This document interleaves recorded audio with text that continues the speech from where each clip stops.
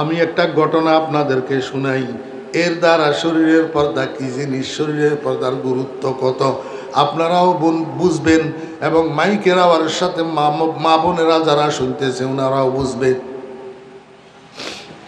ঘটনাটা আমার বানাইনা ঘটনা না,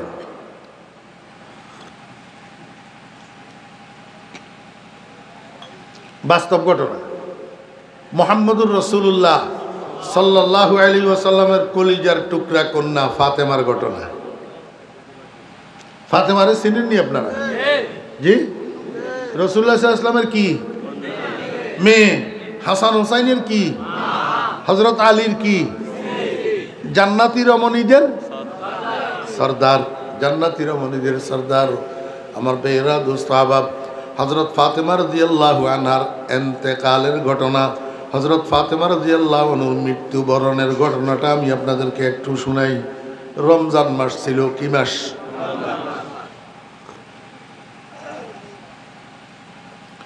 কয়েকদিন থেকে হযরতে ফাতেমা রাদিয়াল্লাহু আনহা অসুস্থ। অসুস্থ মানে জ্বর, জ্বর। ফাতেমা জ্বরে আক্রান্ত। আল্লাহু আকবার। এই জ্বরে আক্রান্ত অবস্থায় রমজান মাসে এক রাত্রে হযরতে ফাতেমা রাদিয়াল্লাহু আনহা রাত্রের প্রথম ভাগের শেষের দিকে ঘুমাইয়া পড়ছেন। আবার সেহরি খাওয়ার জন্য উঠতে হবে, যেহেতু রমজান মাস, যেহেতু কি রমজান মাস। হযরতে ফাতেমা রাদিয়াল্লাহু আনহা নিজের বিছানায় ঘুমাইয়া পড়ছেন। রাত্র যখন গভীর হয়েছে, ফাতেমা স্বপ্নের মধ্যে দেখতেছে। কি দেখতেছে? স্বপ্নের মধ্যে দেখতেছে। কি দেখে? ফাতেমার আব্বা কে? ফাতেমার আব্বা কে?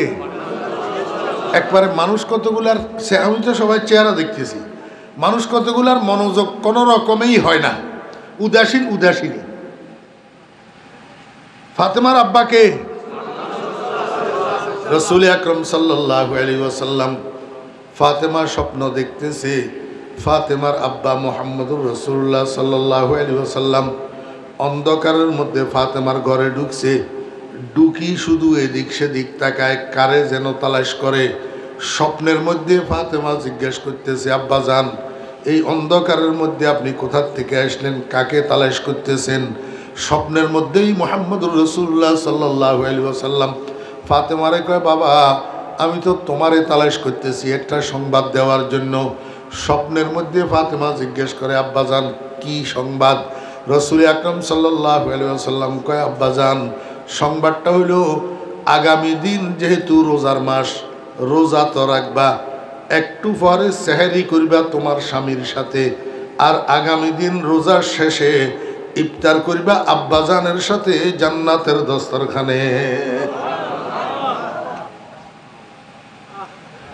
বুঝি থাকলে বলুন তো, এই ঘটনার সময় রাসূলুল্লাহ সাল্লাল্লাহু আলাইহি ওয়াসাল্লাম দুনিয়াতে না রোজায় আকদসে? হযরতে ফাতেমা রাদিয়াল্লাহু আনহার ইন্তেকালের 6 মাস আগে রাসূল আকরাম সাল্লাল্লাহু আলাইহি ওয়াসাল্লাম ইন্তেকাল করছেন। কয় মাস আগে? 6 মাস আগে। তাহলে রাসূল আকরাম সাল্লাল্লাহু আলাইহি ওয়াসাল্লাম তো এখন দুনিয়াতে নাই। এই জন্য নবীজি কয়, ও ফাতেমা আগামী দিনের রোজার জন্য সেহরি করবা তোমার স্বামীর সাথে আলীর দস্তরখানে, আর আগামী দিন রোজা শেষে ইফতার করবা আব্বা জানের সাথে জান্নাতের দস্তরখানে। এই স্বপ্ন দেখার পরে সাথে সাথে ফাতেমার ঘুম ভাঙি গেছে, বিচলিত হইয়া গেছে। ফাতেমা এটা কি দেখলাম? ফাতেমার অটল বিশ্বাস আছে ফাতেমার এই স্বপ্ন রুইয়ায়ে শয়তানি নয়, হইতেই পারে না, এটা রুইয়ায়ে রহমানি, আল্লাহর পক্ষ থেকে এই স্বপ্ন আমাকে দেখানো হয়েছে। অতএব আগামী দিন যে আমার ইন্তেকাল হইয়া যাবে কোনো সন্দেহ নাই, কারণ আগামী দিনের ইফতার তো আমার জান্নাতে করতে হবে আব্বাজানের সাথে। ফাতেমা বুঝে গেছেন, কিন্তু হযরতে আলী রাদিয়াল্লাহু আনহুকে ঘুম থেকে জাগাইছেন সেহরি খাওয়ার জন্য, কিন্তু আলীরে ফাতেমা স্বপ্ন এটা কয় না। কেন কয় না? আলী ফাতেমারে কলিজার টুকরার চেয়েও বেশি মহব্বত করতেন, কলিজার টুকরার চেয়ে। হযরতে ফাতেমা রাদিয়াল্লাহু আনহা যখন ইন্তেকাল করছেন, হযরতে আলী রাদিয়াল্লাহু আনহু সকাল বিকেল যাইয়া ফাতেমার কবরের কাছে বসে বসে কাঁদতেন। হাবিবুন গাবা আন আইনি ওয়া জিসমি ওয়ান কলবি হাবিবি লা ইয়াগিবু হাবিবুন লাইসা ইয়াদিলুহু হাবিবুন ওয়া মা লিসাওয়াহু ফি কলবি নসিবু। কলিজার টুকরার মতো মোহাব্বত করতেন ফাতেমাকে। এখন যদি হযরত আলী স্বপ্ন এটা শুনে, স্বপ্নের তাৎপর্য ফাতেমার যেরকম বুঝে আসছে, হযরত আলীরও তো বুঝে আসতে দেরি হবে না। আলী যখন বুঝতে পারবে আগামী দিন ফাতেমারে আমরা হারাইয়া ফেলবো, ফাতেমার ইন্তেকাল হইয়া যাবে, আগামী দিন থেকে আর ফাতেমারে পাওয়া যাবে না, তখন আলী ঠিকমতো আর সেহরিটা করবে না, রোজা তো ভাঙবেই না, তো সেহরি না করি রোজা থাকতে আলীর কষ্ট হবে। এই জন্য ফাতেমা স্বপ্নটা আলীর কাছে বলে নাই, স্বামী স্ত্রী দুজন সুন্দর মতো সেহরি করছে। আমার মা বোনেরা, আমি আপনাদেরকে একটু নসিহত করি, একটু উপদেশ দিই। আপনাদের দাম্পত্য জীবনে কলহ সৃষ্টি হয় কেন? স্বামী স্ত্রীর মধ্যে ঝগড়া লাগে কেন? আপনারা স্বামীর সুবিধা অসুবিধা সময় অসময় বুঝেন না। ওই বেচারা বাহিরের থেকে কাজকর্ম করি, হয় রিক্সা টাইনছে, না হলে ইট ব্যাংকছে, না হলে দোকানদারি করছে, না হলে চাকরি করছে, একটা কাজ করি বাইরের থেকে ঘরে আসছে, ঘরে ঢুকার সাথে সাথে আপনার শাশুড়ির সাথে আপনার কি হয়েছে, আপনার ননদের সাথে আপনার কি হয়েছে, আপনার বাসুরে আপনারে কি কইছে, এগুলা স্বামী ঘরে ঢুকার সাথে সাথে ফ্যান ফ্যান ফ্যান ফ্যান শুরু করবেন না, তাহলে স্বামীর মনটা খারাপ হইয়া যাবে, ঠিক মতো খানা খাইতে পারবে না। এই জন্য স্বামী আগে গোসল করুক, আগে ফ্রেশ হোক, খানা খাক, সব মন মস্তিষ্ক সব ঠান্ডা হোক, তারপরে না হইলে আপনার ভিতরে কি কি ক্ষোভ আছে একটা একটা করে বলিয়েন। এমনি ঘরে ঢুকার সাথে সাথে বলবেন না, তাহলে বেচারার আরাম হারাম হইয়া যাবে, ঘরের মধ্যে অশান্তি দেখা দিবে, মারপিট শুরু হইয়া যাবে। কথা বুঝছেন না বুঝেন নাই? আমার ভাইরা দোস্ত বাপ সুন্দর মতে খানা খাইছে, সেহরি খাইছে স্বামী স্ত্রী দুজন। সেহরি খাওয়ার পরে হযরত আলী রাদিয়াল্লাহু আনহু চলে গেছেন মসজিদে নববীতে ফজরের নামাজ পড়ার জন্য, আর ফাতেমা ঘরের কোনায় নামাজের মুসল্লা বিছাইয়া ফজরের নামাজ পড়ার জন্য তৈরি হয়েছেন। এক সময় হযরত আলী রাদিয়াল্লাহু আনহু মসজিদের থেকে ফজরের নামাজ পড়ি বাসায় ফিরে এসেছেন। ফিরে আসি দেখে ওই ফাতেমা যেই নামাজের মুসল্লার উপরে নামাজ পড়ছে, যায় নামাজ খালি পড়িয়াছে, ফাতেমা যায় নামাজের উপর নাই। ফাতেমা যায় নামাজের উপর নাই। হযরত আলী রাদিয়াল্লাহু আনহু বিচলিত হইয়া গেলেন, ব্যাপারটা কি? জীবনেও তো কোনো দিন দেখলাম না ফাতেমারে ইশরাক পড়া ছাড়া যায় নামাজ ত্যাগ করতে। আল্লাহ পাক মানুষকে বানাইছেন মাদানিয়্যুত তবা। মাদানিয়্যুত তবা অর্থ হইল ইউনাইটেড জীবনযাপনে অভ্যস্ত, সম্মিলিত জীবনযাপনে অভ্যস্ত। এই জন্য মানুষ সম্মিলিত জীবনে শান্তি পায়, সিঙ্গেল জীবনে কষ্ট পায়। সম্মিলিত জীবন মানে একটা পরিবারের মধ্যে একটা যুবক, দুটা যুবক, তিনটা যুবক, এদের উপরে এদের আব্বা আছে, আম্মা আছে, এদের নিচে এদের বিবি আছে, বাচ্চা আছে, কোনো কোনো পরিবারে দাদা আছে, দাদি আছে। এই সবে মিলিয়া একটা সংসার, একটা পরিবার, যৌথ জীবন যাপন করতে তারা শান্তি পায়, আরাম পায়। এই পরিবারের থেকে ছুটি একটা ছেলে যদি টাকা রোজগার করার জন্য দুবাই চলে যায় 2 বছরের ভিসা লইয়া, ও তারে জিজ্ঞেস করেন এই 2 বছর কাটাইতে সেখানে তার কেমন হাসর হয়। আরো সহজে বুঝাই, যদি আপনার সোনাইমুড়ি বাজারে একটা দোকান থাকে, আপনি কেকনা থেকে বাংলা বাজারে যদি আপনার একটা দোকান থাকে, কেকনা থেকে প্রতিদিন সকালে যাইয়া দোকান খোলেন, ব্যবসা করেন, সন্ধ্যায় দোকান বন্ধ করে বাড়িতে আসেন, বিবি বাচ্চা লইয়া ঘুমান। এখন আপনি মাল কেনার জন্য ঢাকা গেছেন, সেখানে মাল কিনতে আপনার 3 দিন লাগতেছে। একটু বুঝি থাকলে মুরব্বিয়ানে কেরাম আমারে উত্তর দিয়েন, ওই 3টা দিন বিবি বাচ্চা ছাড়া ঢাকায় একা সিঙ্গেল কাটাইতে আপনার কাছে কেমন লাগে?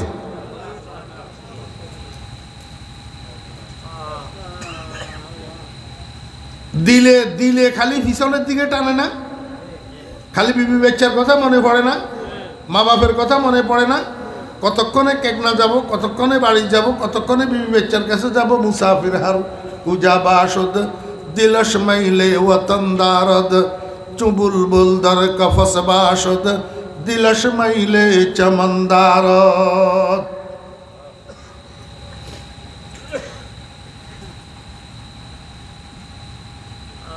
আরো একটু সহজ করে বুঝে, বুড়া গল আসেননি জি, বুড়ি যদি 3 দিনের লাই বাপের বাড়ি বেড়াইতে যায়, বুড়া তো আর ঘরে ঢুকে না,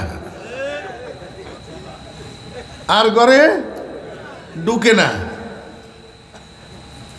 ঘরের সামনে বৈঠক কারণ বসে থাকে সকাল থেকে সন্ধ্যা পর্যন্ত ফানের বাটা লই। এবার মাইয়ারা জিজ্ঞাসা করে আব্বা কি আপনি ঘরে ঢুকেন না, কইচা তোর মা না থাকলে ঘরে ভালো লাগে না। ঠিক না ভাই? ঠিক করে তাহলে বোঝা গেল যৌথ জীবনযাপনে আরাম আর সিঙ্গেল জীবনযাপনে কষ্ট।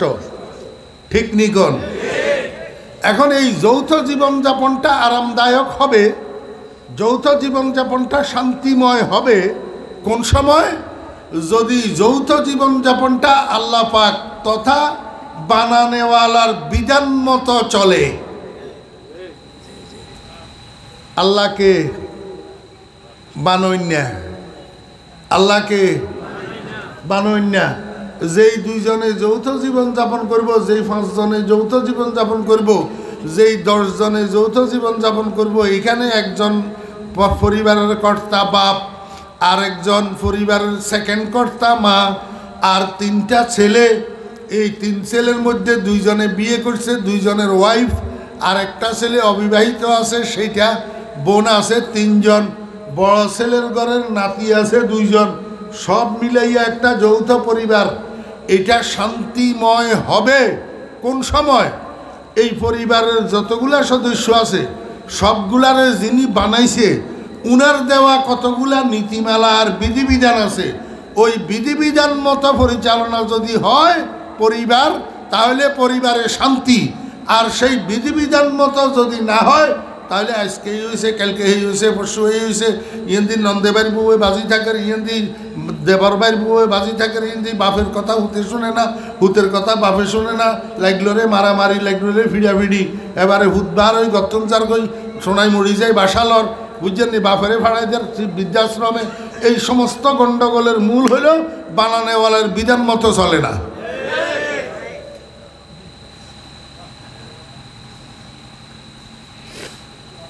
আর মনে হয় বুঝাইতে মারি না। হ্যাঁ, শ্রোতাকে দুগুণ আছে দেন্দা হাতির মতন,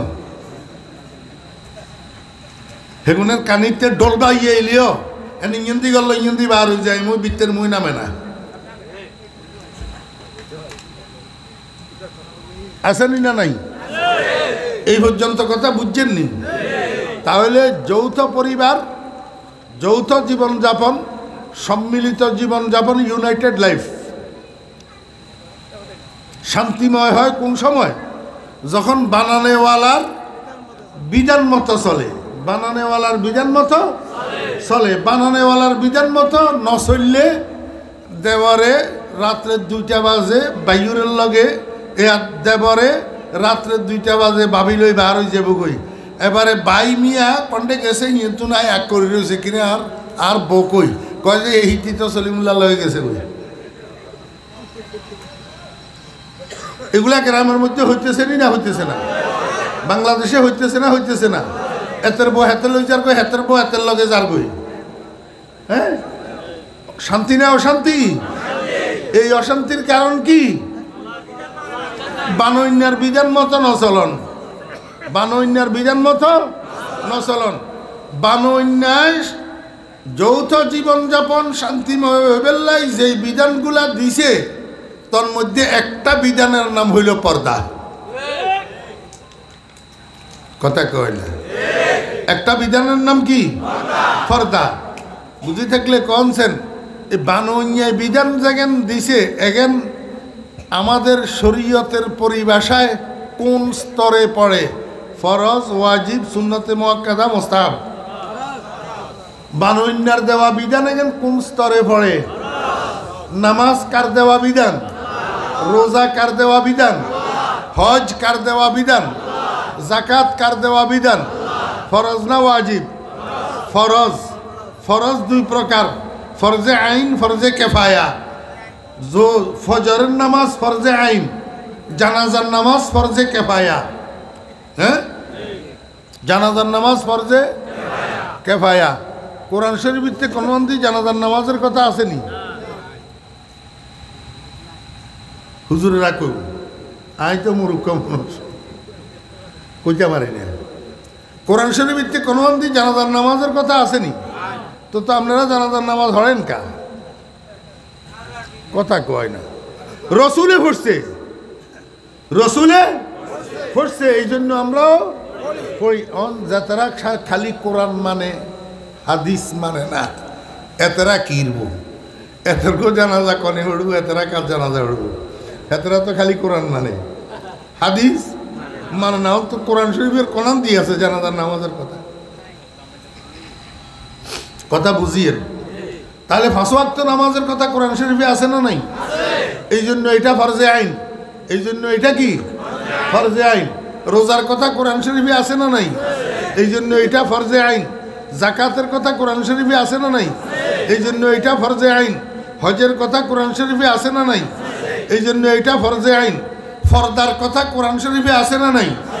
এই জন্য এটাও ফরজে আইন। বুঝাইতে পারি না।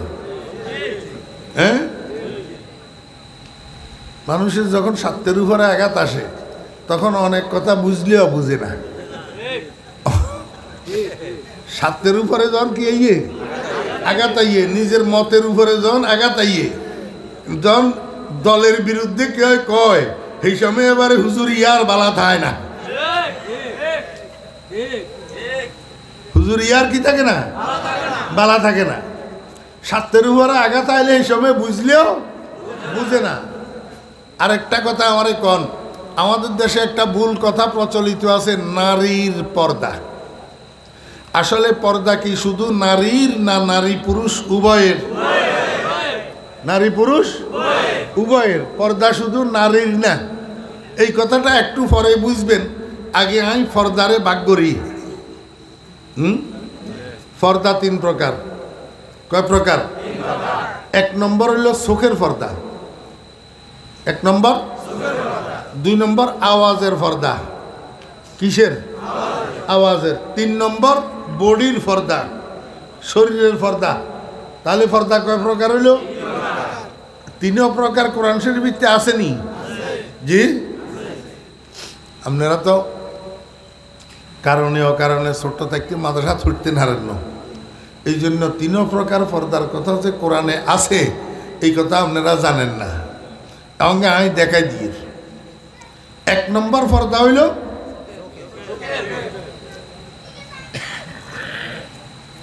চোখ বড় বেয়াদব। সমস্ত দুর্ঘটনার মূল নায়ক হইল হাতে। সমস্ত দুর্ঘটনার মূল নায়ক কি?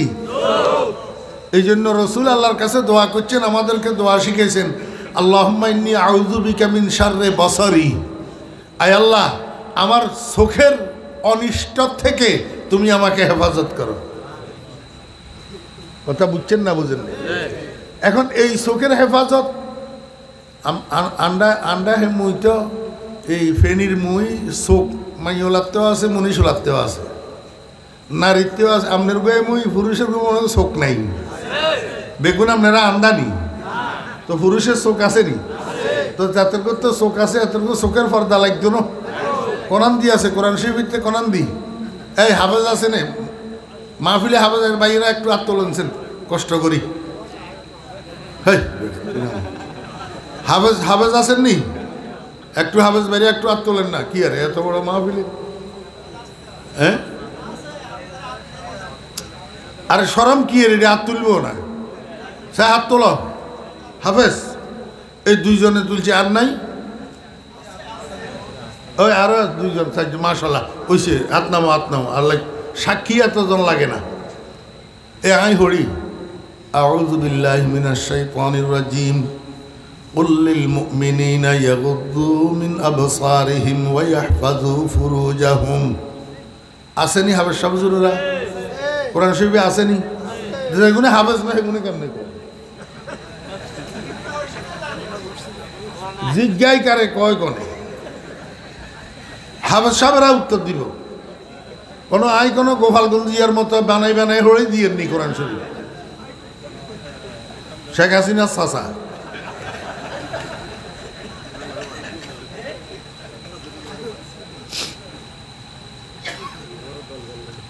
কইয়েন না এইটাও হাতে কইছে শেখ হাসিনার চাচা কোরআন শরীফের মধ্যে আসেনি তো এবারে আমি অনুবাদ করে দিই এবারে ওলামায় হাফেজ যেরকম আছে মাহফিলে আলেমও আছে না এতরা কি আর যদি অনুবাদ ভুল হয় এতরা আরে টোঁড়া চিপি দিব অনুমতি দিলাম একেবারে গলা টিপি দিবেলে অনুমতি দিলাম যদি ভুল হয় আল্লাহ পাক রব্বুল আলামিন আল্লাহর বন্ধু মুহাম্মদুর রাসূলুল্লাহ সাল্লাল্লাহু আলাইহি ওয়াসাল্লামকে বলতেছেন কুল আমার বন্ধু আপনি বলুন কারে বলবেন লিল মুমিনিনা ঈমানদার পুরুষদেরকে ঈমানদার পুরুষদেরকে কি বলবেন ইয়াগুদ্দু মিন আবসারিহিম ইয়াগুদ্দু মিন আবসারিহিম আপনার উম্মতের ঈমানদার পুরুষ যারা এরা ঘরে ঘরে হোক ঘরের বাইরে হোক চলাফেরার মধ্যে চোখের দৃষ্টিকে নিচের দিকে অবনত করি যেন চলে চোখের দৃষ্টিকে নিচের দিকে অবনত করি যেন চলে এই চলার পথে ঘরে বা ঘরের বাহিরে চলার পথে অগত্যা অনিচ্ছাকৃত কোনো বেগানা পুরুষের নজর যদি কোনো বেগানা মহিলার উপরে পড়ে সঙ্গে সঙ্গে দৃষ্টি নিচের দিকে যেন নামাইয়া ফেলে কথা বুঝছেন না বুঝেন কোরআন শরীফ নিয়ে না ফুতি বিশ্বাস করেননি মানেননি হতবাগা হোড়া কইল্যা মুসলমান নাম লাগাই মুসলমান পরিচয় দি যদি কোরআন ন মানে কোরআন বিশ্বাস ন করে ইসলামের ভিতরে এতের কোনো অংশ আসেনি হ্যাঁ হোড়া কইল্যা কোরআন ন মানুইয়া আল্লাহ পাক রব্বুল আলামিন কুল লিল মুমিনিনা ইয়াগুদ্দু মিন আবসারিহিম আমার বন্ধু আপনি আপনার উম্মতের ঈমানদার পুরুষদেরকে বলুন তারা যেন চোখের পর্দা করে তারা যেন কি করে চোখের পর্দা কি চোখের পর্দা চলাফেরার মধ্যে ঘরে বাইরে চোখের পর্দা হইল চলাফেরার মধ্যে দৃষ্টি অবনত করি চলাফেরা করা কথা বুঝছেন না বুঝেন না এক কৈগরিত্যে বাবিও আছে এক কৈগরিত্যে অবিবাহিত দেবরও আছে এখন বাবিও আঁটব নিচের দিকে তাকাই দেবরও আঁটব নিচের দিকে তাকাই হেডলাইট সাইডটায় সামনাসামনি যদি না হয় তাহলে অ্যাক্সিডেন্টের কোনো সম্ভাবনা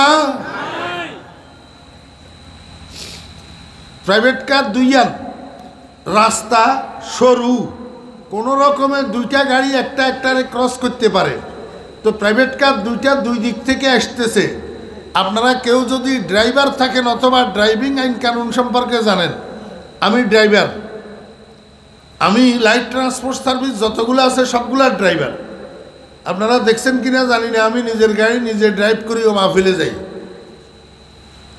ড্রাইভিংয়ের নিয়ম হইল রাত্রে দুইটা গাড়ি দুই দিক থেকে আসতেছে দোনো গাড়ির ড্রাইভারে হেডলাইট ড্রিমে রাখবে কোথায় রাখবে ড্রিমে গাড়ির সামনে যে লাইট দুগা আছে না দোনোগা চৌকারি এখন দোনোগা কিয়া চোখ এগুনের নাম হইল হেডলাইট এখন হেডলাইটের মধ্যে দুইটা অপশন আছে একটা হইল হাই আর একটা লো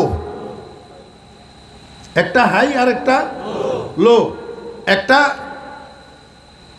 ডিপার আর একটা কথা কয়নি হেড একটা ডিপার আর একটা হেড এখন গাড়ি দুইটা দুই দিক থেকে আসি যখন সামনাসামনি হইব তখন দোনো ড্রাইভার হেডলাইট হেডে রাখবো না ডিপারে রাখবো কেয়া যখন গাড়ি দোনোগা লাইট দোনোগা হেডে থাকবো দুগা দুগা সাইরগা লাইট কোগা সাইরগা যখন 4টা লাইট হেডে থাকবো ড্রাইভার দোনোগার একজনেও রাস্তা দেখে না, রাস্তা দেখে না, তো সামনাসামনি মারি।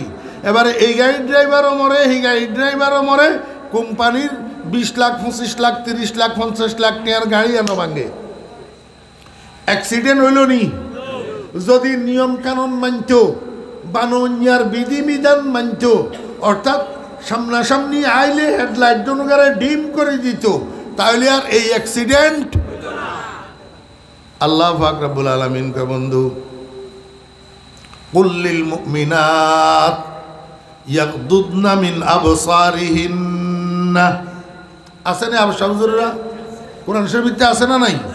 খোলা এগুনে কথা কয় না, শরম লাগে না তোর উঠতে? ওটা তোরা হাফেজে কোরআন আলহামদুলিল্লাহ কই কবি আছে, তোর সিনার ভিতরে কোরআন।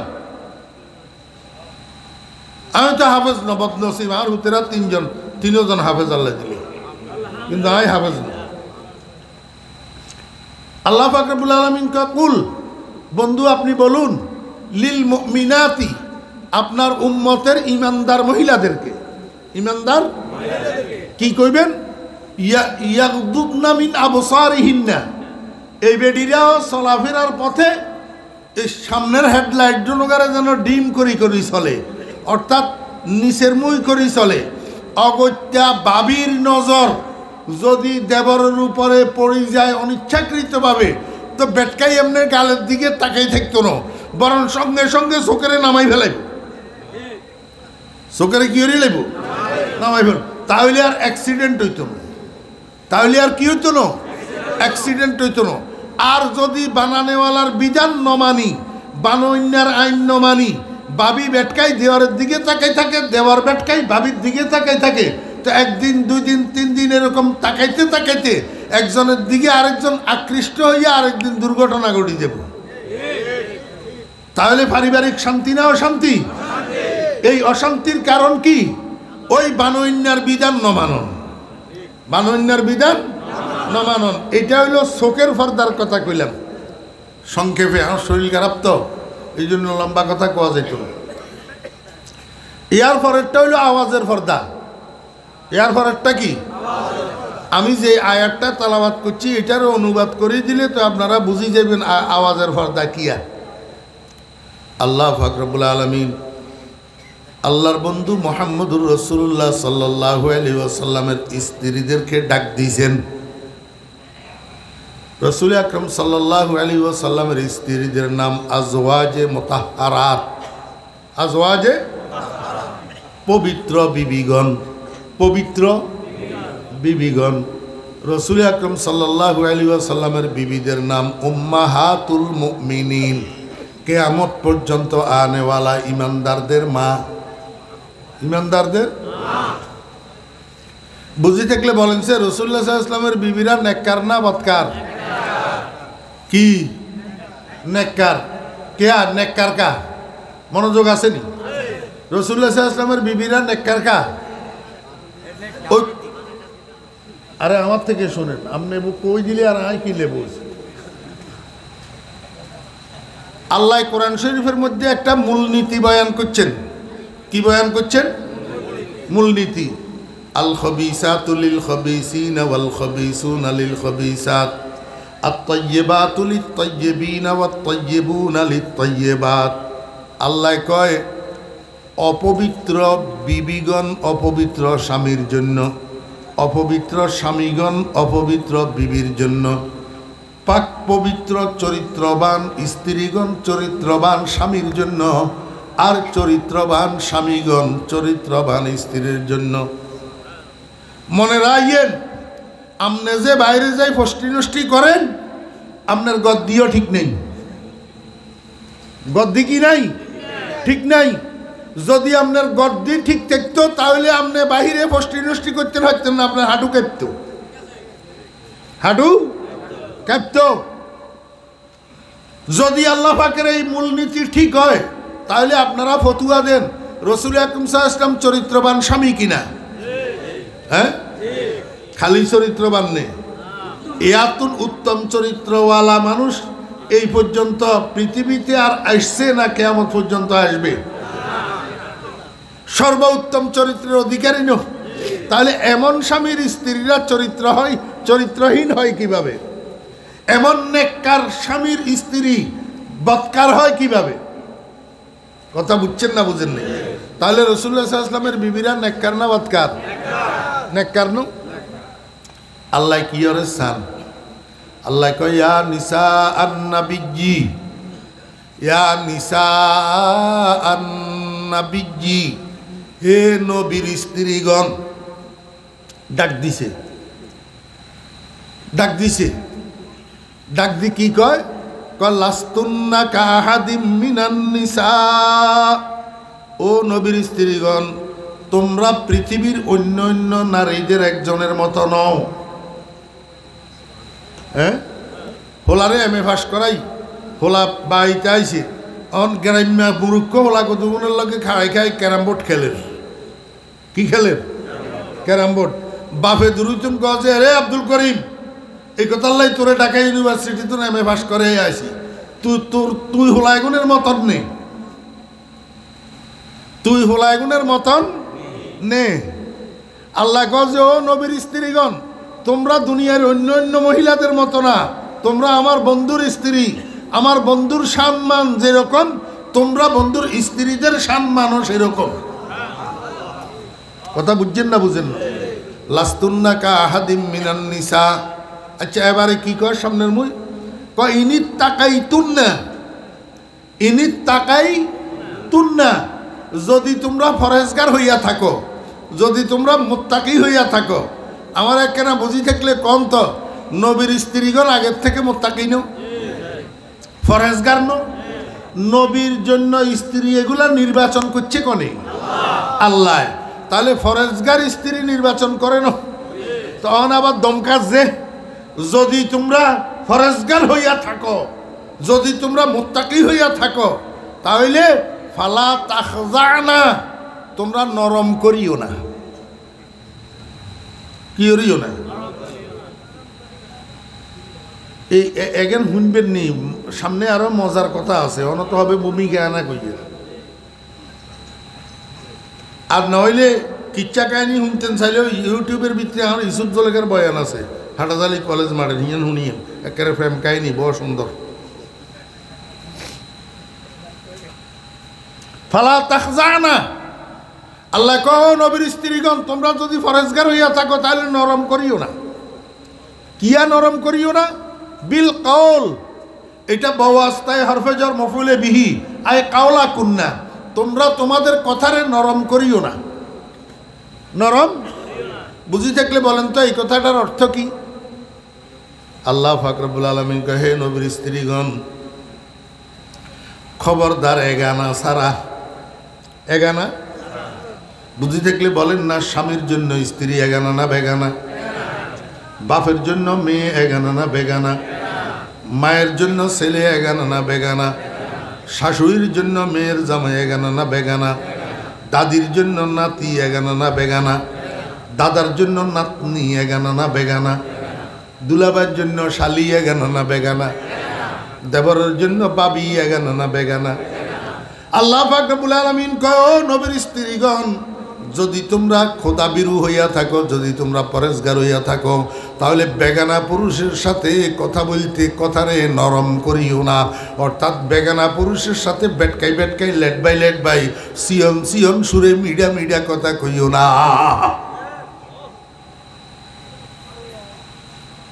কোরআন শরীফে আছে না নাই? হ্যাঁ,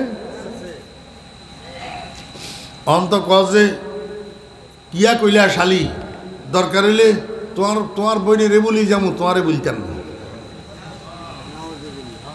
দেখছেন নি আমার সাহেব? ও দেওরা ভাই, তোমার বাইরে ভালো লাগো কার ন লাগো, তুমি আর পছন্দের। দেখছেন নি আমার সাহেব? আর আল্লাহ কয়, খবরদার। আচ্ছা আমার ভাই শুনেন, মনোযোগ আছেন? এখন রাসূলুল্লাহ সাল্লাল্লাহু আলাইহি ওয়াসাল্লামের স্ত্রীগণ তো আগের থেকে ফরেজগার, আগে থেকে নেককার, আগে থেকে ফরদানসী, তো এগুনের আল্লাহ ইচ্ছা দমকায় কা? আমার ভাইরা দুস্তাবাব মুফাসসিরিনে কেরাম রাহিমাহুমুল্লাহ কয়, আল্লাহর নবীর স্ত্রীদেরকে আল্লাহ পাক এইভাবে ধমকাইতেছে, আসলে নবীর স্ত্রীগণ উদ্দেশ্য না, মুখাতব যদিও খাস হয়, খেতাব কিন্তু আম। নবীর স্ত্রীগণের দিয়া আল্লাহ পাক রব্বুল আলামিন কিয়ামত পর্যন্ত আনেওয়ালা বেপরদা নির্লজ্জ বেশ্যা নারীদেরকে শিক্ষা দিতেছে। কি করতেছে? কোন সময় হুতের বউয়ে যদি কথা না মানে, বেয়াদবি করে, তো হুতের বার গাড়ির উপরে তো আর আত্মলন যায় না, তো এবারে মাই কি করে, নিজের মেয়েরে মারি হুতের বউরে শিক্ষা দেয়। হুতের বউরে কি করে? রাসূল আকরাম সাল্লাল্লাহু আলাইহি ওয়াসাল্লামের স্ত্রীদেরকে ধমক দিয়া আল্লাহ পাক রব্বুল আলামিন কিয়ামত পর্যন্ত আনেওয়ালি বেপরদা নারীদেরকে শিক্ষা দিতেছে, ও আমার বান্দিরা খবরদার, বেগানা পুরুষের সাথে মিষ্টি ভাষায় কথা কইও না। আওয়াজের পর্দা, আওয়াজের পর্দা। বেগানা পুরুষের সাথে মিষ্টি ভাষায় কথা কইলে কি হইব? কফায়াত মাআল্লাযী ফি কলবিহি মারাদ।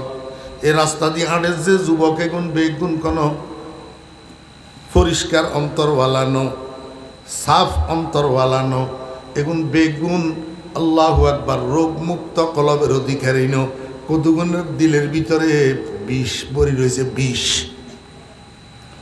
দিলের ভিতরে রোগ, দিলের ভিতরে রোগ। তুমি যে বেগানা পুরুষের লগে মিষ্টি ভাষায় কথা বলতেছ, এতে যদি রুগ্ন অন্তরের অধিকারী হয়, তাহলে তোমার দিকে লালসার হাত বাড়াবে। তোমার দিকে কি করবে? লালসার হাত বাড়াবে, তোমার দিকে লোভের হাত বাড়াবে। এই লোভকে তুমি পুরা করতে গেলেও তোমার বিপদ, পুরা না করতে গেলেও তোমার বিপদ। যদি তুমি তার লোভের শিকার হইয়া যাও, তাহলে জাহান্নামের খোরাক হইয়া গেলা। আর যদি তার এই লোভকে তুমি প্রত্যাখ্যান করো, তাহলে অ্যাসিড নিক্ষেপের শিকার হইবা। ঠিক না বেঠি? আল্লাহু আকবার। ফায়াতমাআল্লাযী ফি কলবিহি মারাদ। আল্লাহ পাক রব্বুল আলামিনের জিজ্ঞাসা করলাম, মাওলায়ে কারীম, তাহলে মহিলারা কি জরুরত হইলে, প্রয়োজন হইলেও বেগানার সাথে কথা বলতে পারবে না? আল্লাহ পাক রব্বুল আলামিন হ্যাঁ কথা বলতে পারবে, দুইটা শর্তে। একটা শর্ত হইল ওয়াকুলনা কাওলাম মারুফা, কথাটা মারুফ কথা হইতে হবে। কথাটা কি হইতে হবে? মারুফ কথা হইতে হবে। আরেকটা শর্ত হইল মিওয়ারা হিজাব, পার্টিশনের ওই পাশ থেকে হইতে হবে, সামনাসামনি নো, সামনাসামনি নো, পর্দার আড়াল থেকে হইতে হবে। দুই শর্তে বেগানা নারী বেগানা পুরুষের সাথে, বেগানা পুরুষ বেগানা নারীর সাথে কথা বলতে পারবে। কয় শর্তে? দুই শর্তে। একটা শর্ত হইল কথাটা মারুফ কথা হইতে হবে, দ্বিতীয় নম্বর পর্দার আড়াল থেকে হইতে হবে।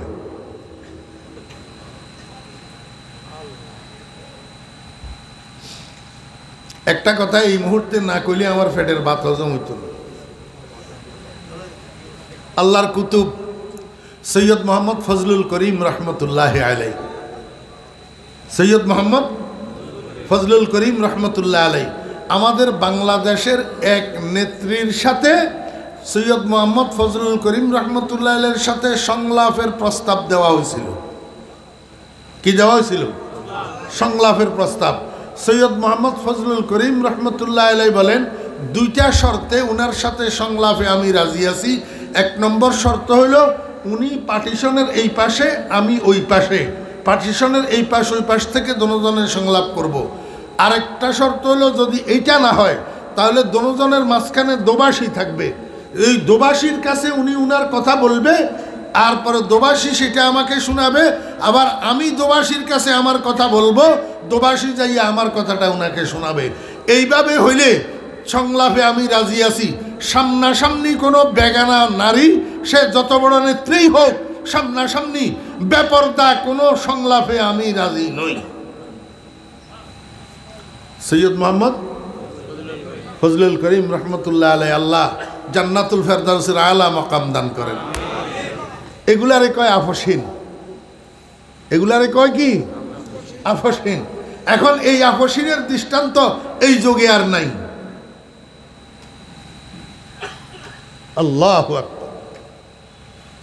এইবার আপনারা আমাকে প্রশ্ন করেন, হুজুর কাওলে মারুফ যে বললেন, মারুফ কথা কোন কথার নাম?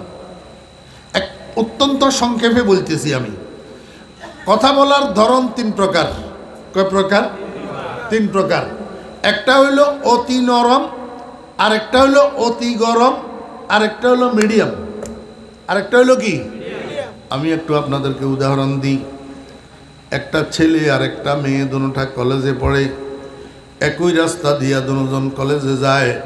একদিন কলেজে যাওয়ার সময় ছেলেটা মেয়েটার সামনে দিয়ে দাঁড়াইছে, দাঁড়াইয়া কয়, এই মেয়ে তোমার কি নাম? তোমার? এখন যে ছেলেটা প্রশ্ন করলো, এই ছেলেটা বেগানা, প্রাপ্তবয়স্ক। যে মেয়েটাকে প্রশ্ন করছে মেয়েও বেগানা, প্রাপ্তবয়স্কা। এখন মেয়েটা কি ছেলেটার কথার উত্তর দিবে কি দিবে না? যদি উত্তর না দেয় তাহলে ছেলে ক্ষুব্ধ হবে, মনে মনে ভাববে, ওরে বাবারে কত অহংকারী মেয়ে না, এটার খবর নিতে হবে। আর যদি উত্তর দেয় তাহলে উত্তর দেওয়ার ধরন তিনটা। একটা হইল, জি ভাইয়া কেমন আছেন, আমার নাম সখিনা, আমরা বুনিয়াবাড়ি, আমি বুনিয়াবাড়ির আব্দুর রহিমের মেয়ে। জিজ্ঞাসা করলো কয়টা? উত্তর দিল কয়টা? তিনটা। কণ্ঠস্বরটা কড়া না মিডিয়া? মিডিয়া। এটা কথা বলার একটা ধরন। আর একটা ধরন হইল, এই বেটা আমার নাম দিয়ে তুই কি করবি, একবারে স্যান্ডেল দিয়ে ভিড়ি দিব। এটা হইল কর্কশ। কি কর্কশ? আল্লাহ কয়, বান্দা বেগানা নারী বেগানা পুরুষের সাথে যদি কথা বলার দরকার হয়, একেবারে মিডিয়া কথাও কইও না, একেবারে কর্কশ কথাও কইও না, বলকে এই দুটোটা কথার মধ্যবর্তী কথা, যেটা বেশি মিডিয়াও না বেশি কর্কশও না, বরং তুমি বলো আমার নাম সকিনা, এই কথা বলি ফাঁস কাটি চলে যাও, তাহলে সে তোমার উপরে আর ক্ষুব্ধ হবে না। তোমার উপরে আর একটা প্রশ্নের একটা উত্তর, বেশি মিডিয়াও না বেশি কড়াও না, মিডিয়াম উত্তর, এটার নাম মারুফ কথা। আল্লাহ পাক রব্বুল আলামিন বলেন, ও নবী পত্নীগণ, অগত্যা যদি কোনো বেগানা নারীর সাথে তোমাদের কথা বলতে হয়, বেগানা পুরুষের সাথে যদি কথা বলতে হয়, তাহলে কাওলে মারুফ কথা বলো। মারুফ কথা কি? বেশি নরমও কইও না বেশি গরমও কইও না, মিডিয়াম স্বরে মিডিয়াম আওয়াজে একটা প্রশ্নের একটা উত্তর দাও, এটার নাম মারুফ কথা। এই কথার মধ্যে কোনো ফিতনা নাই, এই কথার মধ্যে কোনো অ্যাক্সিডেন্ট নাই। কথা বুঝছেন না বুঝেন? এবারে আওয়াজের পর্দা পাইছেন নি? তাহলে কয়টা পর্দা পাইলেন? একটা। আরেকটা পর্দা হইল শরীরের পর্দা। বলা বাহুল্য, এই শরীরের পর্দার কথা আমি যদি আজকে সারা রাত বলি, বলা শেষ হবে না।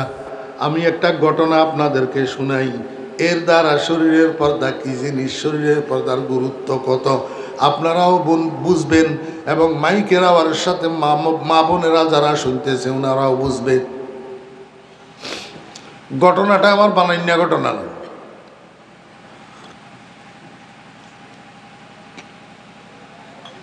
বাস্তব ঘটনা।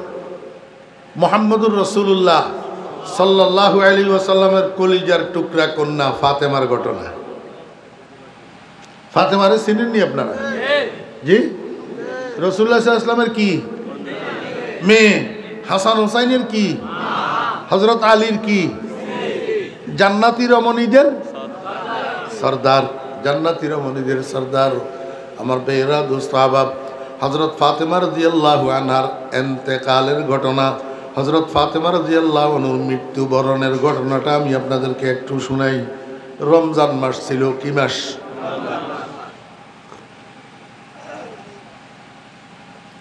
কয়েকদিন থেকে হযরতে ফাতেমা রাদিয়াল্লাহু আনহা অসুস্থ মানে জ্বর। ফাতেমা জ্বরে আক্রান্ত। আল্লাহু আকবার। এই জ্বরে আক্রান্ত অবস্থায় রমজান মাসে এক রাত্রে হযরতে ফাতেমা রাদিয়াল্লাহু আনহা রাত্রের প্রথম ভাগের শেষের দিকে ঘুমাইয়া পড়ছেন। আবার সেহরি খাওয়ার জন্য উঠতে হবে, যেহেতু রমজান মাস, যেহেতু কি রমজান মাস। হযরতে ফাতেমা রাদিয়াল্লাহু আনহা নিজের বিছানায় ঘুমাইয়া পড়ছেন। রাত্র যখন গভীর হয়েছে, ফাতেমা স্বপ্নের মধ্যে দেখতেছে। কি দেখতেছে? স্বপ্নের মধ্যে দেখতেছে। কি দেখে? ফাতেমার আব্বা কে? ফাতেমার আব্বা কে? একবারে মানুষ কতগুলার, আমি তো সবাই চেহারা দেখতেছি, মানুষ কতগুলার মনোযোগ কোনো রকমেই হয় না, উদাসীন উদাসীনী। ফাতেমার আব্বা কে? রাসূল আকরাম সাল্লাল্লাহু আলাইহি ওয়াসাল্লাম। ফাতেমা স্বপ্ন দেখতেছে, ফাতেমার আব্বা মুহাম্মদুর রাসূলুল্লাহ সাল্লাল্লাহু আলাইহি ওয়াসাল্লাম অন্ধকারের মধ্যে ফাতেমার ঘরে ঢুকছে। ঢুকি শুধু এদিক সেদিক তাকায়, কারে যেন তালাশ করে। স্বপ্নের মধ্যে ফাতেমা জিজ্ঞেস করতেছে, আব্বা জান, এই অন্ধকারের মধ্যে আপনি কোথা থেকে আসলেন? কাকে তালাশ করতেছেন? স্বপ্নের মধ্যেই মুহাম্মদুর রাসূলুল্লাহ সাল্লাল্লাহু আলাইহি ওয়াসাল্লাম ফাতেমারে কয়, বাবা আমি তো তোমারে তালাশ করতেছি একটা সংবাদ দেওয়ার জন্য। স্বপ্নের মধ্যে ফাতেমা জিজ্ঞেস করে, আব্বাজান কি সংবাদ? রাসূল আকরাম সাল্লাল্লাহু আলাইহি ওয়াসাল্লাম কয়, আব্বাজান সংবাদটা হইল আগামী দিন যেহেতু রোজার মাস, রোজা তো রাখবা, একটু পরে সেহরি করবা তোমার স্বামীর সাথে, আর আগামী দিন রোজার শেষে ইফতার করবা আব্বাজানের সাথে জান্নাতের দস্তরখানে। বুঝি থাকলে বলুন তো, এই ঘটনার সময় রাসূলুল্লাহ সাল্লাল্লাহু আলাইহি ওয়াসাল্লাম দুনিয়াতে না রোজায় আকদসে? হযরতে ফাতেমা রাদিয়াল্লাহু আনহার ইন্তেকালের 6 মাস আগে রাসূল আকরাম সাল্লাল্লাহু আলাইহি ওয়াসাল্লাম ইন্তেকাল করছেন। কয় মাস আগে? 6 মাস আগে। তাহলে রাসূল আকরাম সাল্লাল্লাহু আলাইহি ওয়াসাল্লাম তো এখন দুনিয়াতে নাই। এই জন্য নবীজি কয়, ও ফাতেমা আগামী দিনের রোজার জন্য সেহরি করবা তোমার স্বামীর সাথে আলীর দস্তরখানে, আর আগামী দিন রোজা শেষে ইফতার করবা আব্বা জানের সাথে জান্নাতের দস্তরখানে। এই স্বপ্ন দেখার পরে সাথে সাথে ফাতেমার ঘুম ভাঙ্গি গেছে, বিচলিত হইয়া গেছে। ফাতেমা এটা কি দেখলাম? ফাতেমার অটল বিশ্বাস আছে, ফাতেমার এই স্বপ্ন রুইয়ায়ে শয়তানি নয়, হইতেই পারে না, এটা রুইয়ায়ে রহমানি, আল্লাহর পক্ষ থেকে এই স্বপ্ন আমাকে দেখানো হয়েছে। অতএব আগামী দিন যে আমার ইন্তেকাল হইয়া যাবে কোনো সন্দেহ নাই, কারণ আগামী দিনের ইফতার তো আমার জান্নাতে করতে হবে আব্বাজানের সাথে। ফাতেমা বুঝে গেছেন, কিন্তু হযরতে আলী রাদিয়াল্লাহু আনহুকে ঘুম থেকে জাগাইছেন সেহরি খাওয়ার জন্য, কিন্তু আলীরে ফাতেমা স্বপ্ন এটা কয় না। কেন কয় না? আলী ফাতেমারে কলিজার টুকরার চেয়েও বেশি মহব্বত করতেন, কলিজার টুকরার চেয়ে। হযরতে ফাতেমা রাদিয়াল্লাহু আনহা যখন ইন্তেকাল করছেন, হযরতে আলী রাদিয়াল্লাহু আনহু সকাল বিকেল যাইয়া ফাতেমার কবরের কাছে বসে বসে কাঁদতেন। হাবিবুন গাবা আন আইনি ওয়া জিসমি ওয়া আন কলবি হাবিবি লা ইয়াগিবু হাবিবুন লাইসা ইয়াদিলুহু হাবিবুন ওয়া মা লিসাওয়াহু ফি কলবি নসিবু। কলিজার টুকরার মতো মহব্বত করতেন ফাতেমাকে। এখন যদি হযরত আলী স্বপ্ন এটা শুনে, স্বপ্নের তাৎপর্য ফাতেমার যেরকম বুঝে আসছে, হযরত আলীরও তো বুঝে আসতে দেরি হবে না। আলী যখন বুঝতে পারবে আগামী দিন ফাতেমারে আমরা হারাইয়া ফেলবো, ফাতেমার ইন্তেকাল হইয়া যাবে, আগামী দিন থেকে আর ফাতেমারে পাওয়া যাবে না, তখন আলী ঠিকমতো আর সেহরিটা করবে না, রোজা তো ভাঙবেই না, তো সেহরি না করে রোজা থাকতে আলীর কষ্ট হবে। এই জন্য ফাতেমা স্বপ্নটা আলীর কাছে বলে নাই, স্বামী স্ত্রী দুজন সুন্দর মতো সেহরি করছে। আমার মা বোনেরা, আমি আপনাদেরকে একটু নসিহত করি, একটু উপদেশ দিই। আপনাদের দাম্পত্য জীবনে কলহ সৃষ্টি হয় কেন? স্বামী স্ত্রীর মধ্যে ঝগড়া লাগে কেন? আপনারা স্বামীর সুবিধা অসুবিধা সময় অসময় বুঝেন না। ওই বেচারা বাহিরের থেকে কাজকর্ম করি, হয় রিক্সা টাইনছে, না হলে ইট ব্যাংকছে, না হলে দোকানদারি করছে, না হলে চাকরি করছে, একটা কাজ করি বাইরের থেকে ঘরে আসছে, ঘরে ঢুকার সাথে সাথে আপনার শাশুড়ির সাথে আপনার কি হয়েছে, আপনার ননদের সাথে আপনার কি হয়েছে, আপনার বাসুরে আপনারে কি কইছে, এগুলা স্বামী ঘরে ঢুকার সাথে সাথে ফ্যান ফ্যান ফ্যান ফ্যান শুরু করবেন না, তাহলে স্বামীর মনটা খারাপ হইয়া যাবে, ঠিক মতো খানা খাইতে পারবে না। এই জন্য স্বামী আগে গোসল করুক, আগে ফ্রেশ হোক, খানা খাক, সব মন মস্তিষ্ক সব ঠান্ডা হোক, তারপরে না হইলে আপনার ভিতরে কি কি ক্ষোভ আছে একটা একটা করে বলিয়েন। এমনি ঘরে ঢুকার সাথে সাথে বলবেন না, তাহলে বেচারার আরাম হারাম হইয়া যাবে, ঘরের মধ্যে অশান্তি দেখা দিবে, মারপিট শুরু হইয়া যাবে। কথা বুঝছেন না বুঝেন নাই? আমার ভাইরা দুসরা বাপ সুন্দর মতে খানা খাইছে, সেহরি খাইছে, স্বামী স্ত্রী দুজন। সেহরি খাওয়ার পরে হযরত আলী রাদিয়াল্লাহু আনহু চলে গেছেন মসজিদে নববীতে ফজরের নামাজ পড়ার জন্য, আর ফাতেমা ঘরের কোনায় নামাজের মুসল্লা বিছাইয়া ফজরের নামাজ পড়ার জন্য তৈরি হয়েছেন। এক সময় হযরত আলী রাদিয়াল্লাহু আনহু মসজিদের থেকে ফজরের নামাজ পড়ি বাসায় ফিরে এসেছেন। ফিরে আসি দেখে ওই ফাতেমা যেই নামাজের মুসল্লার উপরে নামাজ পড়ছে, জায়নামাজ খালি পড়িয়াছে, ফাতেমা জায়নামাজের উপর নাই। ফাতেমা জায়নামাজের উপর নাই। হযরত আলী রাদিয়াল্লাহু আনহু বিচলিত হইয়া গেলেন, ব্যাপারটা কি? জীবনেও তো কোনো দিন দেখলাম না ফাতেমারে এশরাক পড়া ছাড়া জায়নামাজ ত্যাগ করতে। আজকে তো ফাতেমা এমনিই অসুস্থ, জ্বরে আক্রান্ত, এখন আবার এশরাক না পড়েই জায়নামাজের থেকে উঠি। কোথায় গেলেন? তালাশ করতে করতে যাইয়া পাইলেন ওনাকে রান্নাঘরে। বড় বড় তিনটা কাজ একসাথে শুরু করছে ফাতেমা। কি কাজ? বিরাট একটা হান্ডির মধ্যে ফানি কতগুলা চুলার উপরে দিয়া নিচে দিয়ে আগুন জ্বালাইছে, ফানি গরম করে। আমার ভাইরা বড় একটা মাটির গামলার মধ্যে হযরত হাসান হুসাইন রাদিয়াল্লাহু আনহুমা দুই শিশু পুত্রের যত পরিধানের কাপড় চোপড় সবগুলারে একসাথে ভিজাইছে ধোয়ার জন্য। আবার একটা মাটির ডিশের মধ্যে বেশি পরিমাণে কতগুলা আটার এক খামির বানাইছে রুটি বানানোর জন্য। এগুলা দেখি হযরত আলী রাদিয়াল্লাহু আনহু বিচলিত হইয়া গেছে। ফাতেমারে জিজ্ঞেস করে, ও ফাতেমা, এটা কি পাগলামি করতেছ? এমনি তোমার শরীর অসুস্থ, এতগুলা কাজ একসাথে কেন শুরু করছো? এতগুলা পানি কার জন্য গরম করতেছ? বাচ্চাদের কাপড় সবগুলো একসাথে কেন ভিজাইছ? এই অসুস্থ শরীরে তুমি এতগুলা কাপড় কেমনে ধুইবা? আবার এতগুলা আটার খামির কেন বানাইছ? আমরা সবাই মিলি 3 দিন খাইলেও তো এই খামিরের রুটি শেষ হবে না, এতগুলা রুটি কার জন্য বানাইতেছ? এমনিতে তুমি অসুস্থ। ফাতেমায় কয়, আলী, একটা কথা আমি আপনাকে ইচ্ছা করি বলি নাই, আপনার সেহরি খাওয়া হবে না, এই জন্য আমি গত রাত্রে একটা স্বপ্ন দেখছি। এখন কইতেছে স্বামীরে, আমি গত রাত্রে একটা স্বপ্ন দেখছি। ফাতেমায় কয়, আলী কয়, ফাতেমা কি স্বপ্ন দেখছ? আমি স্বপ্নের মধ্যে দেখলাম আমার আব্বাজান রহমতুল্লিল আলামিন অন্ধকারের মধ্যে আমার ঘরে ঢুকি, চতুর্দিকে তাকায়, কাকে যেন তালাশ করে। আমি স্বপ্নের মধ্যে আব্বাকে জিজ্ঞেস করলাম, আব্বাজান কাকে তালাশ করতেছেন? আব্বাজান আমাকে বলল, বাবা তোমাকে তালাশ করতেছি একটা সংবাদ দেওয়ার জন্য। সংবাদটা হইল, রোজার মাস হিসাবে আগামী দিন তো রোজা রাখবা, সেহরি করবা তোমার স্বামীর সাথে আলীর দস্তরখানে, আর আগামী দিন রোজা শেষে ইফতার করবা জান্নাতের দস্তরখানে আব্বাজানের সাথে। হযরত আলী রাদিয়াল্লাহু আনহু এই স্বপ্ন শোনার 1 সেকেন্ড লাগে নাই, স্বপ্নের তাৎপর্য বুঝে গেছে। আজকে ফাতেমার ইন্তেকাল হয়ে যাবে, আজকের পরে ফাতেমাকে আর পাওয়া যাবে না।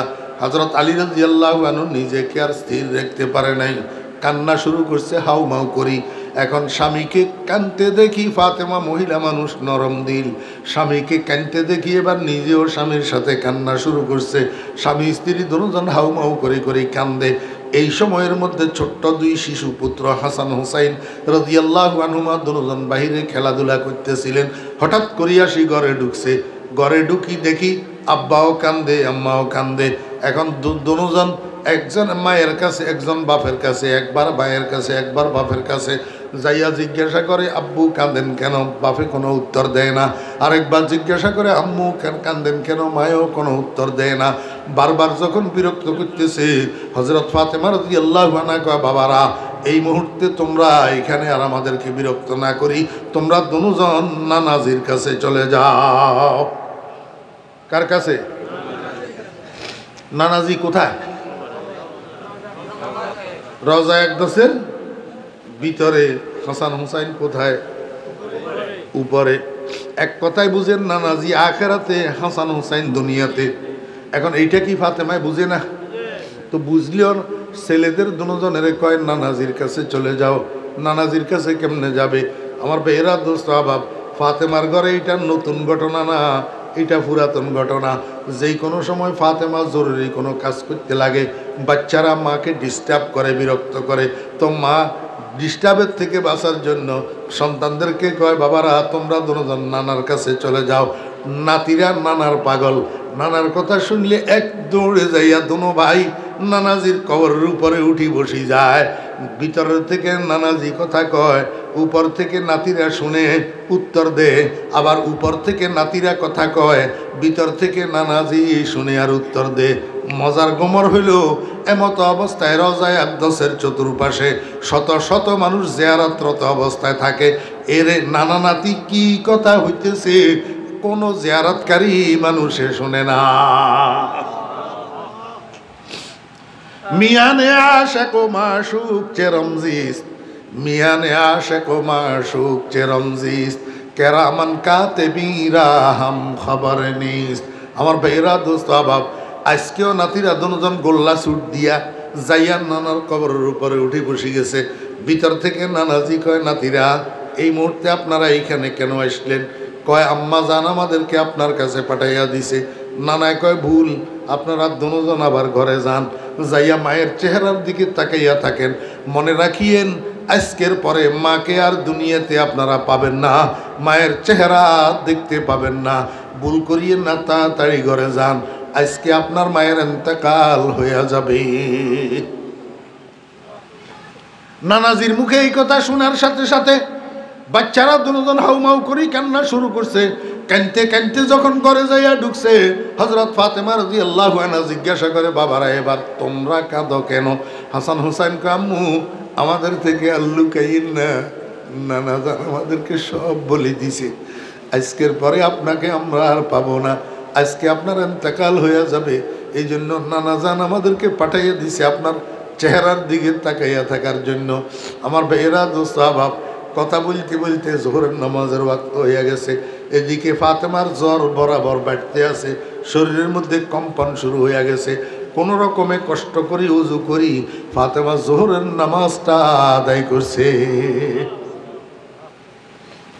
আমার মা বোনেরা, আমরাও নারী, ফাতেমাও নারী। এমতো অবস্থায় জ্বরে শরীর কাঁপতেছে, এই অবস্থায় ফাতেমা কষ্ট করি ওযু করি জোহরের নামাজটা আদায় করছেন, নামাজ ছাড়ে নাই।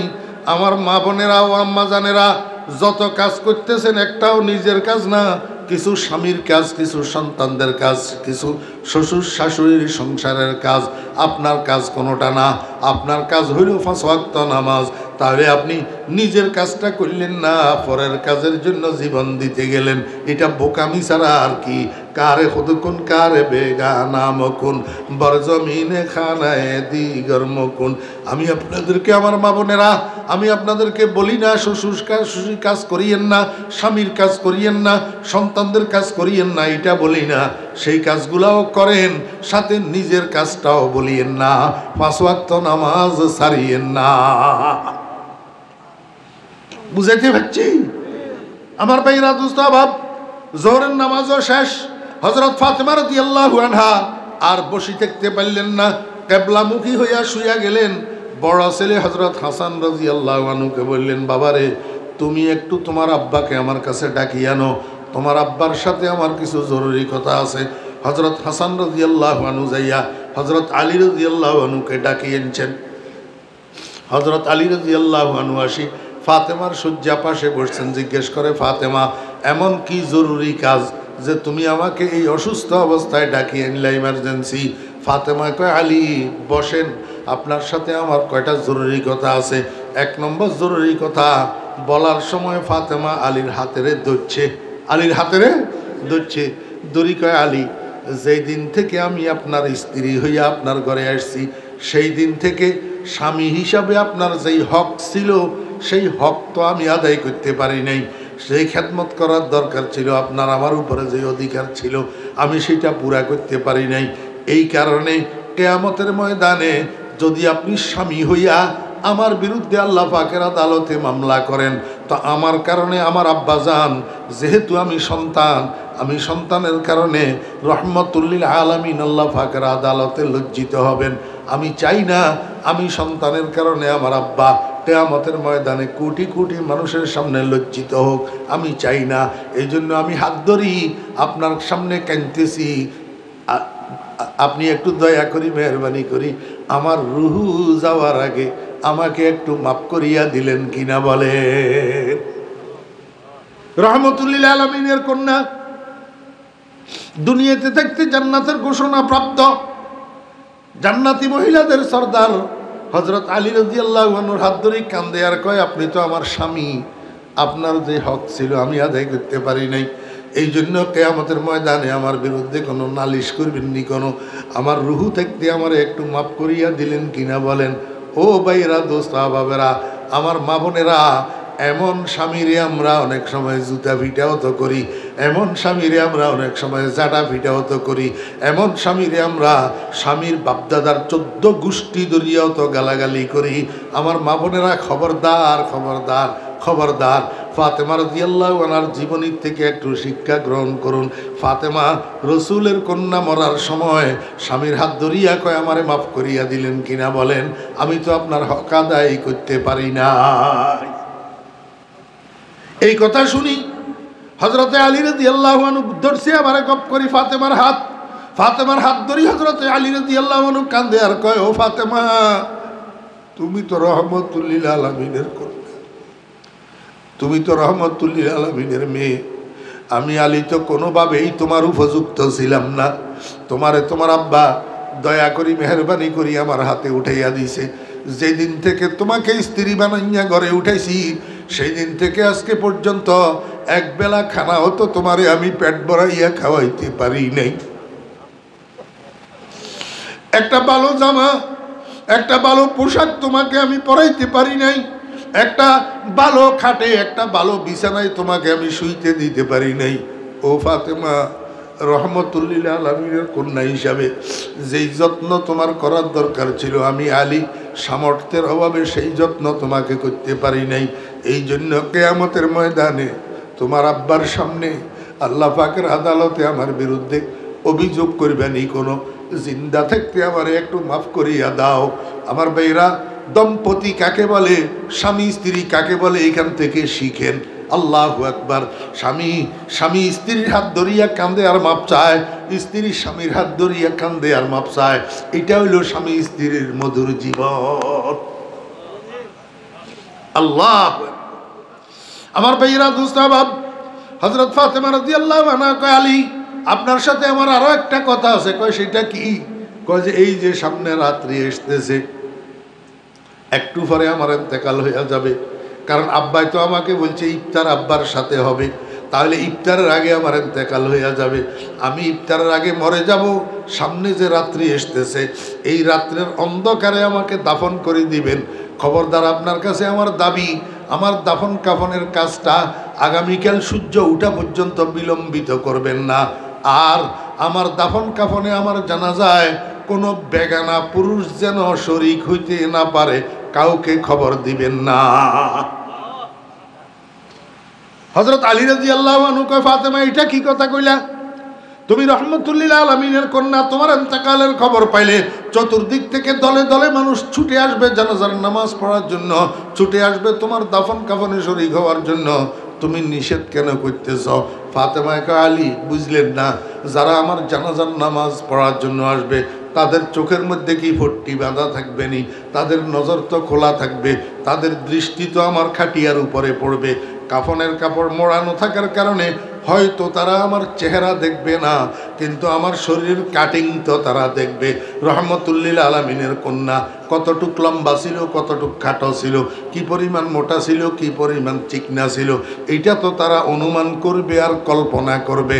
আমি ফাতেমা চাই না আমার ইন্তেকালের পরে কাফনের কাপড়ের উপর দিয়াও আমার অবয়বের উপরে কোনো বেগানা পুরুষের দৃষ্টি পড়ুক, এটা আমি চাই না। কারণ আমি ফাতেমার নিকট এইটাও পর্দার খেলাপ বলি আমি মনে করি। আর এই পর্দার খেলাপ করি যদি আমি কিয়ামতের ময়দানে উঠি, আল্লাহ পাক কোটি কোটি মানুষের সামনে আমার আব্বারে যদি দড়ি বসে, রহমতুল্লিল আলামিন আপনি আপনার মেয়েরে পর্দা কেন শিখাইলেন না, তখন আমার আব্বা শর্মিন্দা হবে, লজ্জিত হবে। অতএব আমি এতটুকু পর্দা লঙ্ঘন করব না। চেহারা দেখা তো দূরের কথা, কাফনের কাপড়ের উপর দিয়েও আমার শরীরের উপরে কোনো বেগানা পুরুষের নজর যেন না পড়ে। এই জন্য কোনো বেগানা পুরুষকে আমার জানাজায় দাফন কাফনে শরীক হওয়ার জন্য খবর দিবেন না। আর আগামী দিন সূর্য উঠা পর্যন্ত আমার দাফন কাফন জানাজাকে বিলম্বিত করবেন না। রাত্রের অন্ধকারে নিজেরা জানাজার নামাজ পড়িয়ে আমার দাফন করে দিবেন। আমার ভাইয়েরা, যুবক ভাইয়েরা, তরুণ ভাইয়েরা, ও আমার মা বোনেরা, একটু চিন্তা করেন। দরকার নাই, শুনেন, আওয়াজ শোনা যাইতেছে তো, একটু চিন্তা করেন। পর্দা কাকে বলে? হযরত ফাতেমা রাদিয়াল্লাহু আনহা দুনিয়ার মানুষকে শিখাইয়া গেছেন পর্দা কাকে বলে। আর আমরা এখন কি পর্দা করাইতেছি আর কি পর্দা করতেছি? আমরা নিজেদের স্ত্রী কন্যাদেরকে কি পর্দা করাইতেছি আর আমাদের স্ত্রী কন্যারা কি পর্দা করতেছে? কথা বুঝাইতে পারি নাই। আমার মা বোনেরা, এই ঘটনা থেকে আপনারা শিক্ষা নিতে পারবেন না পর্দা কাকে বলে।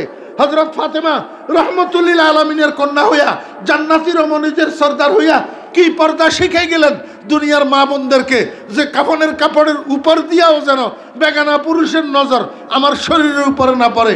আর আমরা এখন চেহারা খোলা রাখি, শরীর খোলা রাখি, রাস্তায় রাস্তায়, হাটে ঘাটে, বাজারে, ফেরিওয়ালাদের সাথে, কামলা বদলাদের সাথে, বেগানা পুরুষদের সাথে, স্বামীর বন্ধু বান্ধব, স্বামীর হেল্পার, সবার সাথে আমরা অনায়াসে দেখা দিই।